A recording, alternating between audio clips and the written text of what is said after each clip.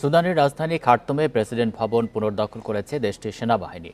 আধা সামরিক বাহিনী আরএসএফের সদস্যদের আত্মসমর্পণের আহ্বান জানিয়েছে তারা। এতদিন প্রেসিডেন্ট ভবন আরএসএফের নিয়ন্ত্রণে ছিল।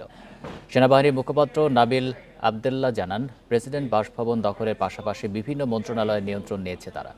তাছাড়া আরএসএফের সদস্যদের আটক ও যুদ্ধাস্ত্র ধ্বংসের কথাও জানান তিনি। এই ঈদে জামা জুতো অ্যাক্সেসরিজের ডিসকাউন্ট। কয়েক মাস ধরেই রাজধানী খার্তুম দখলের চেষ্টা চালাচ্ছে সেনারা। এদিকে যুদ্ধ এখনও শেষ হয়নি বলে জানিয়েছে আরএসএফ।